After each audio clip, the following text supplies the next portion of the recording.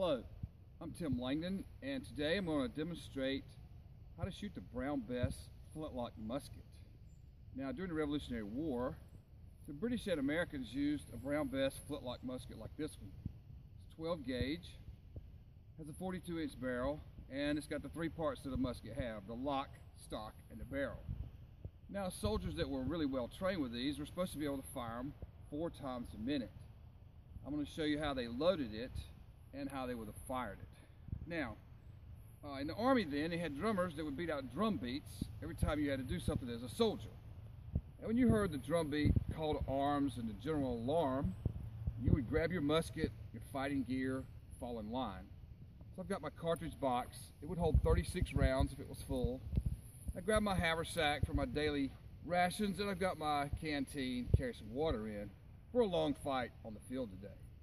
Now, once I line up, I'd hear a drum beat called the preparative, and then I would load my musket.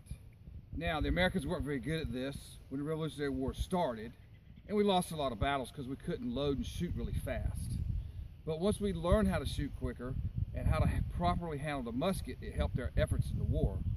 And a Prussian named Baron von Steuben came over to Valley Forge and taught our soldiers how to use the muskets. So I'm going to run through briefly how he trained our soldiers. So first of all, when you hear the preparative, it's time to load your musket. Now, the first thing you do is you grab the musket by the wrist and you set it in your left hand. Then you reach up here and listen. There'll be a click. You pull the cock back to 1 click. That's your half cock position. It's where you put your musket when it's time to load it. Next, you have to go in your cartridge box and you pull out a round of ammunition. Now, these are pieces of paper wrapped around a musket ball. And these would have been rolled ahead of time. These are just blanks I'm going to shoot today. If it had a musket ball in it, the ball would be in the bottom. Now, the next step after you've handled your cartridges, you have to rip the top off of your cartridge with your teeth, like this. Spit the paper out of your mouth without spitting on the man next to you. Then, you prime your flash pan. You will drop a few grains of gunpowder in the flash pan here. Once that's done, you hold the cartridge shut with your thumb and your trigger finger. Then you take your third and fourth finger and you close the hammer shut onto the pan. Now, next step is to cast about. I will cast my musket in this direction, invert the barrel where it's straight up, and I load down the muzzle. When I invert the cartridge, all the gunpowder runs down the barrel into the musket. I would push the paper ball down in behind it. Next, I got to pull the ramrod out halfway, backhand it, pull it out, and invert it. Then I will ram down my charge.